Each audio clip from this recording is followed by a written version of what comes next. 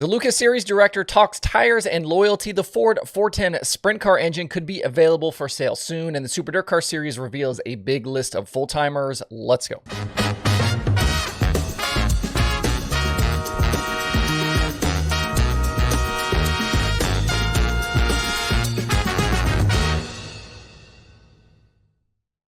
It's Tuesday, March 26th. I'm Justin Fiedler. This is DIRTRACKR Daily presented by Kubota Genuine Parts. Before we get started, just a couple of housekeeping notes. First, hit that subscribe button and like these videos if you don't do that already. It's a free and easy way to support what I'm doing. And subscribing to the YouTube channel or the podcast doesn't cost you a single dollar. Make sure you don't miss out on any future episodes, any future news, any of the analysis we do. We should break across 30,000 YouTube subscribers at some point today. Also, make sure to check out the DIRTRACKR email newsletter, which is called The Slider. It's also a free subscribe. In the last few days, I've sent 2 new pieces there, one from Pat Sullivan and the other from Jacob Horde. If you missed them, you can read those pieces and sign up over at dirtrackr.com/theslider. And finally, we're getting close to being done with the Sprint Car build series with driver Zach Hampton. Episode 9 hit the YouTube channel on Sunday as Zach finished up bits and pieces around the engine, plus started with exterior parts like the nerf bars and the front wing. There is one more build video remaining. I've also got a shop tour, and there might be another special episode coming, so stay tuned for that. You can catch up anytime and see every nut and bolt that goes into building a 410 Sprint Car over at youtube.com/DIRTRACKR. One other piece of content I want to direct you towards today is from Hunt the Front. They've been doing some regular live streams on their podcast YouTube channel, and yesterday they had Lucas Oil Late Model Dirt Series director Rick Schwallie on, and he talked about the situation with Jimmy Owens, plus talked tire testing. Schwallie isn't a guy we hear from super often in a public space, but he's a key figure in the dirt late model world, and he had some interesting things to say. He clarified the deal with Owens and not getting the perks of being a full-time Lucas member. And the guys talked about the recent situation around the tire penalties for Bobby Pierce, Devin Moran, and Kyle Bronson on the Outlaw side. There are definitely some misconceptions out there about how tire testing is handled really by both late model tours, and Schwallie was pretty transparent on his stance on all of it. I'll throw a link to that below in the video description, or just search for the Hunt the Front podcast over on YouTube. Yesterday on the Daily, we talked about a return to sprint car racing for NASCAR Cup Series driver Chase Briscoe. Brisky is rolling out his number 5 sprint car for 35 shows this season, with his dad Kevin set to crew chief it. Briscoe will split driving duties with regular midget racer Carter Sarf. As Briscoe is aligned with Ford Racing, both through his past, kind of coming up through Stock Car Racing, and currently with Stewart-Haas Racing, his cars will be powered by the Ford sprint car engine. The Ford program started with Tony Stewart Racing, and at the time, their 2 cars, that was Donnie Schatz, obviously, in the 15, and Tony Stewart and Kerry Madsen in the 14. Just like we've seen with the Toyota deal, though, it's taken some time for all of the bugs to get worked out, and supply chain issues through the COVID pandemic certainly slowed that progress. The Ford engines have started to appear outside of TSR, though, including with the McCandless team. Parker Price Miller briefly had one, and Zeb Wise and the Rudine car have switched to them exclusively this season. For the most part, though, the Ford 410s haven't really been available to the public yet, but that appears like it might be changing.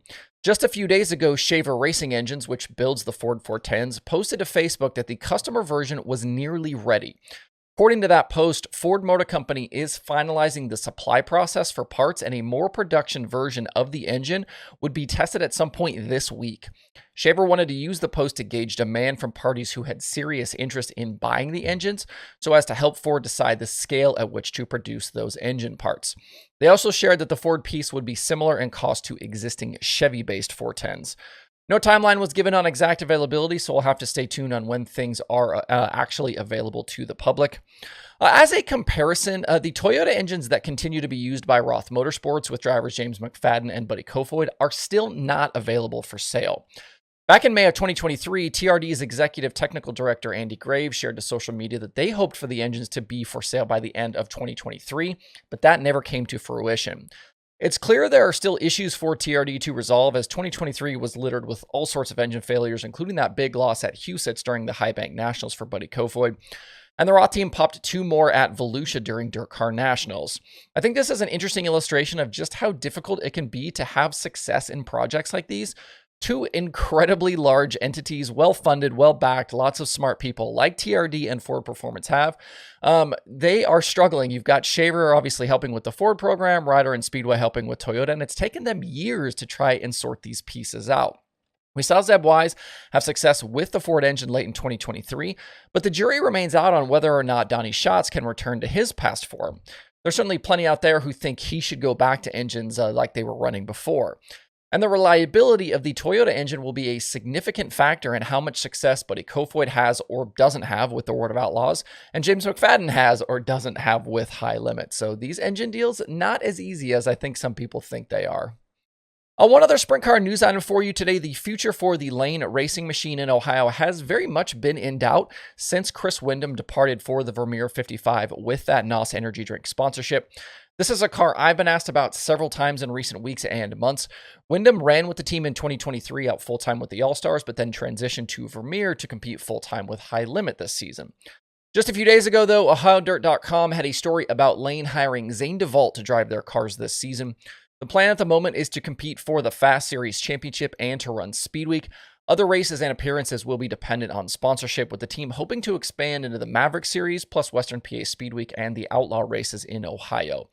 This is a positive turn of events because the last time I'd heard, Lane was taking a step back from competition for a while. DeVault opened the Fast season with a 7th place finish at Pittsburgh's Pennsylvania Motor Speedway, back on March 16th.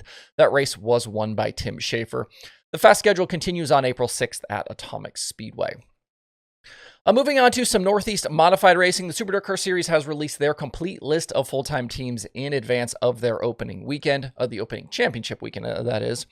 The 2024 championship season starts Saturday at New Egypt. The teams did run down south during DIRTCar Nationals, but those are not points-paying events. 19 drivers have signed platinum agreements with the Super DIRTCar Series, and the list is absolutely stacked. It includes Matt Shepard, Matt Williamson, Jimmy Phelps, Anthony Perego, Peter Britton, Tim Sears Jr., Mike Mahaney, Larry White, Jack Lehner, Darren Smith, Adam Pearson, Felix Waugh, CG Maury, Marcus Dinkins, Justin Stone, Alex Payne, Matt Caprera, Mike Troutschild, and Daniel Johnson. Those last 5 I mentioned are actually the rookie contenders as well. It's going to be incredibly difficult to knock Matt Shepard off the top of this mountain, as he's won 3 straight series championships and 7 of the last 8. Matt Williamson is the only other driver to win a Super DIRTCar Series championship since 2014. And barring a big improvement from another driver on this list, Williamson is likely the biggest challenger to the 9S this season. Shepard has run 9 times already in 2024 and already has 6 wins, including most recently in the $50,000 speed showcase at Port Royal. That was with the Short Track Super Series. Saturday's Super DIRTCar Series event at New Egypt is $7,500 to win. All right, that's it for the Daily Show today. Make sure to hit up DIRTRACKR.com/watch tonight to see today's streaming schedule. Hope you guys have a great Tuesday out there. We'll see you right back here tomorrow.